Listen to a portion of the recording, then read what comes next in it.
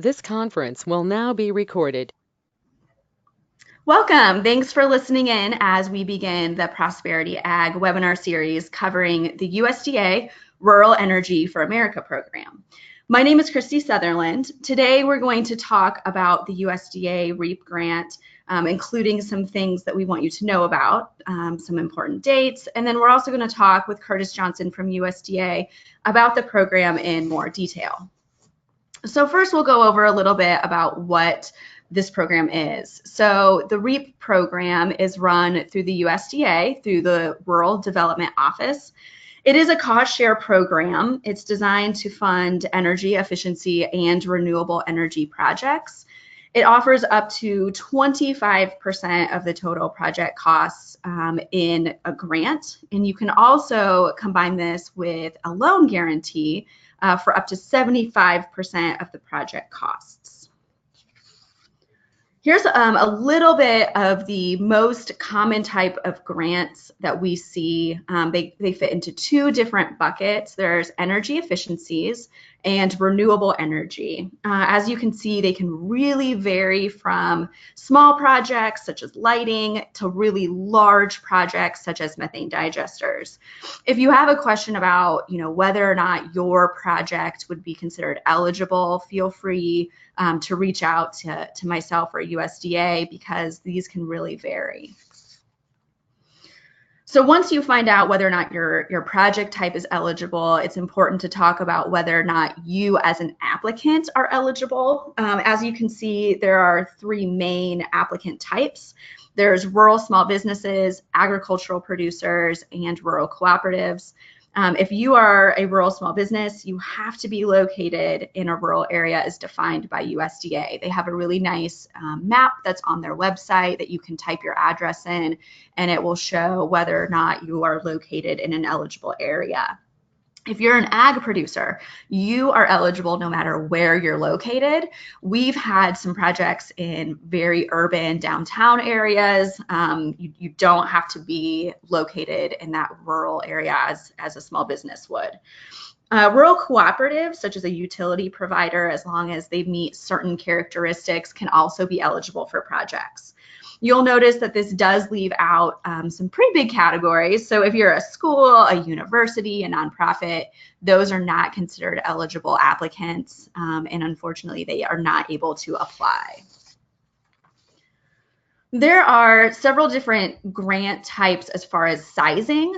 If your project is under 80,000, the USDA considers this a restricted project. We also can call it a small project. This size will compete in their very own set aside of funding. So they're able to compete with other smaller projects, which sometimes can give them a better chance of being funded. There's also what we would call unrestricted, and that's any project over 80,000. If you have a project of that size, you'll be competing in a different pot of funding. If your project is over 200,000, there are some additional requirements that are required by USDA, some feasibility studies or high-scale energy audits. It's really important to know what those requirements are before you get started on the application. So due dates, there are a lot of misconceptions about the due dates with these programs. The ones listed on the screen are always subject to change, but at this time, this is what the USDA has published. We always encourage people to know that you can submit your project at any time, irregardless of these due dates. So right now, projects that are less than 80,000 are due October 31st of 2018. Projects of any size are due April 1st of 2019. If a project is ready to get started on construction right away, you can submit the grant immediately after a due date if you want. It's just really important that USDA has your application in their hands and has deemed it as complete before you start any construction, any down payments, anything like that. USDA will receive your application, do a cursory review, and then send you an email or a letter in the mail just letting you know, hey, we've received your application. now you can move forward. So just keep in mind, don't order equipment, don't break ground until USDA kind of gives you that green light. And also, with these due dates that are listed, this is basically the starting point for scoring. So after that October 31st deadline, USDA has all of their applications in-house, and then they're going to start scoring the project. They'll score these projects from highest to lowest and fund as many as they can, doing it that way. So what should you expect from the application process? Our goal at Prosperity is to make this process as painless as possible for our clients, but there is a lot of different moving pieces involved with this. We work with all of the stakeholders, whether they're a contractor, a vendor, developer, installer, to make sure that we gather all of the necessary information to complete the application. There's also some federal registrations required that we'll submit on the client's behalf, because these have to be obtained before submitting the application.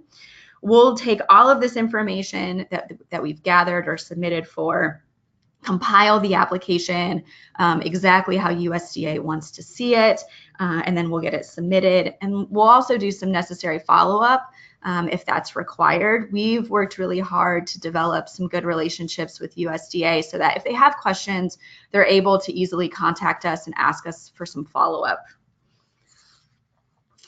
So a little bit of the required information that you need to know before you start this process. So there is a lot of different information that is needed as far as project details.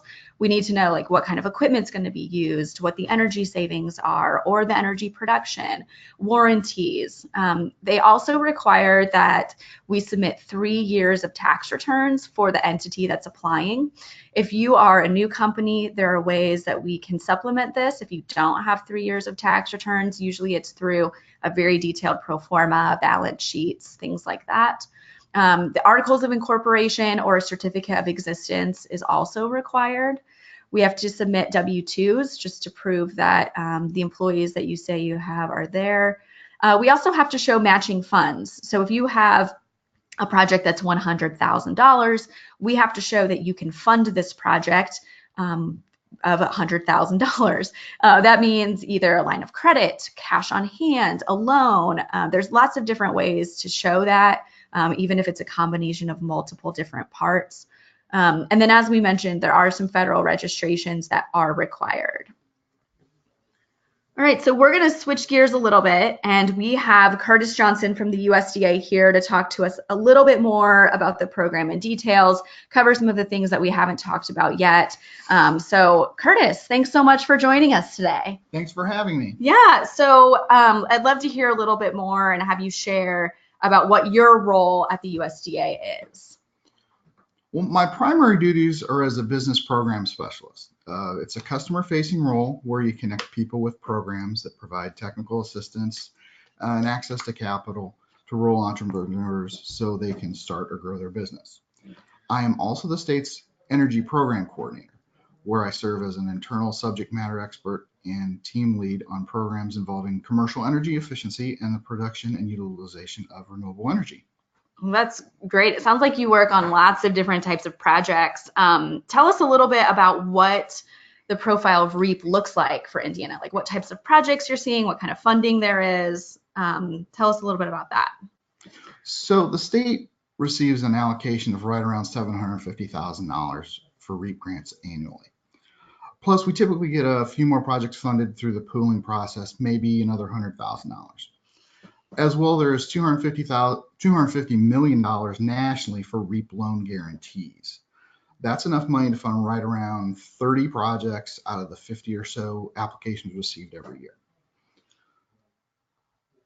But it used to be a 50-50 split between renewable energy projects and energy efficiency improvements, but that has shifted now to more like 60-40. So you're seeing a lot more renewables than in energy efficiencies? Correct. Okay. What about the future of the REAP funding? Because it seems like there's a lot going on right now about, is this program going to continue? Maybe talk to us a little bit about that. So REAP was made a permanent program with the last Farm Bill in 2014. That means the program will continues every year at current funding levels unless some sort of legislative action is taken to change that. Well, Congress is working on a new farm bill right now. The last time I checked, the bill proposed by the House didn't include any funding for REAP, but the Senate bill version of the bill that continues to have about the same amount of funding going forward. $50 million in grants, nationwide, 250 million loan guarantees. So we expect the program to continue unchanged at least until there's a new farm bill passed. Okay, well that's good to know. So we just kind of have to stay tuned. Yeah, we stay tuned. All right. So explain the process that someone might expect coming into the REAP grant. Kind of like where you pick up, what they should expect. To have the involvement from you. If you could kind of go through that process. Well, the process usually starts by obviously putting the application together. So application materials, including necessary forms, guides are available all online. You will have to work very closely with your vendor, engineer, and technical assistance providers to complete the technical portions of the application. So, submit the application to the appropriate USDA office. There are 5 field offices throughout the state. Which county your project is submitted to is determined mainly by where the location of your project is, what county it's in. Once we get the application in, we do a review. We review applications for completeness. Incomplete applications will be returned to the applicant. Complete applications will be notified that the application has been received and whether or not work can begin on the project. If you remember, Christi talked about environmental things. So projects involving significant ground disturbance or some sort of other environmental impact will require additional time for the agency to complete its review, which is going to affect when you can start your project. So when we come down to selection of awards, applications are scored based on objective criteria, such as the amount of energy that's generated or saved, the dollar amount of the request, how many years it would take to pay back the project. Successful applicants will be notified by the agency as projects are selected for funding. There are several fundraising rounds throughout the year though. So hearing that your neighbor received an award, but you haven't heard anything, that doesn't necessarily mean that you're not going to ultimately get an award. Unsuccessful applicants will be notified, but not until the end of September after all the funding rounds have been completed. You will not be told during the process you didn't make it through round 1 or whatever. Once awards are made, local USDA specialist works with successful applicants to get the necessary paperwork signed, collect required reports, complete inspections, process payments. Project progress reports are due every 6 months, and energy performance reports are due annually for the first 2 years for energy efficiency projects and 3 full years for renewable energy projects. These are typically due by the end of January. Something to keep in mind is the sale or transfer of any equipment or property that's involved in the REAP grant. You may be required to have some repayment if you sell that within 10 years. So that's something to keep in mind. Okay. One thing that you touched on that I just want to reiterate is you guys are there to help the applicants through the process. Like if they come to you and say, hey, Curtis, I have this project, what should I do? You guys are available for those types of questions. Oh, absolutely. And lots of projects get started that way with just a phone call and, hey, I'm thinking about this. What do you think? What type of things should I consider going into it? That's one of the things that's kind of unique about rural development, at least, is it's pretty easy to pick up the phone and get one of us to talk to them about whatever questions you've got. Yeah, I think that's a big misconception that people have, is that you need to have the application done and done right before you even talk to them. So correct. I think it's important that they reach out to you if they've got questions. So you see lots of applicants come through, lots of different applications. Tell us some tips, some tricks, what to do, what not to do. So I'm sure there's a lot of those. The first tip I give is don't. If you're on the fence and you're thinking about whether or not to apply, and you're wondering what your odds are, just forget the odds and apply anyway. There is absolutely no chance of getting your project funded if you don't apply. Sounds obvious, but still people get hung up on how many applications don't get funded, and they misjudge their own project's odds of getting funded based on that. This is a score-driven program. We talked about that before. We aren't pulling names out of a hat here, so your odds of getting funded are a function of how well the application scores, not how many applications we get total that year. Second thing I'd say is get your utility company involved early on in the process. Utilities often have established requirements and processes in place for connecting a renewable energy system to their infrastructure, and their process may very well drive your decisions in the early part of the process. Knowing those up front is going to save you time, money, and hassle. I've seen it several times. So get them involved early.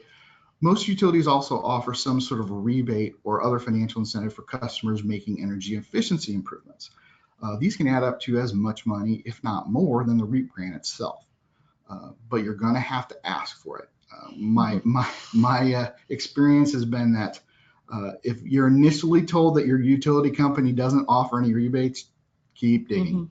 Rebates are often handled by an outside company, so the customer service rep at your utility may not be as knowledgeable about those as you're wanting them to be. So keep asking the questions.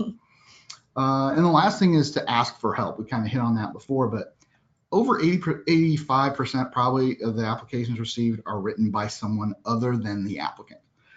That could be a professional grant writer or someone working directly for the vendor, the installer, or even the manufacturer. The point being, don't feel like you have to develop this entire grant package all by yourself. Yeah, it's a lot of work for one person to handle. It is a lot of work, and it's a lot of work you're taking away from your regular business. Right. All right, there's a couple questions that I have in addition. You talked a little bit about the loans.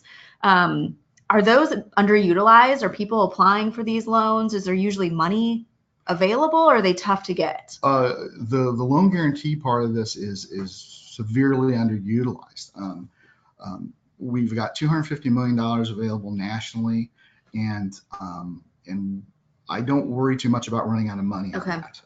Pretty much, if I get an application, I can probably get that funded. So is that how it works? If somebody's interested in the loan, do they need to submit some paperwork ahead of time, or do they talk to their bank first? What's that, a brief synopsis of that process? They need to get the bank involved early. Okay. And there's going to be some paperwork. So it's kind of like sending in part of the loan request and everything that we've talked about with the grant, as far as explaining to us how much you're going to save or generate, things like that.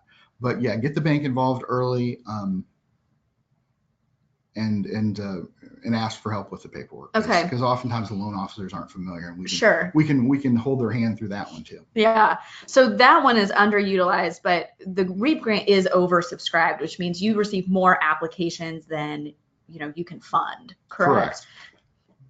Well, that's good to know. So it's really important to have a good, solid application, and that you put it together nicely. Absolutely. So, awesome. Well, Curtis, this was really great information. We're going to go ahead and put your contact information on the screen. I think you've welcomed anybody to reach out to you. And you are located in Indiana, but there is a rep similar to Curtis in every state. They might represent more than one. So if you don't know who your rep is, you can go to that link, rd.usda.gov, and you should be able to find something to help you locate that. So yeah. Thanks again, Curtis, for joining us. Thanks for listening in. Next week, we're going to cover more specifics on the energy efficiency aspect of this program. We're going to be joined by several industry experts, specifically about the rebate programs, as Curtis mentioned, hear a little bit about that process, and also from a previous grant and rebate applicant to hear about what her thoughts on that process were. Thanks again for joining us.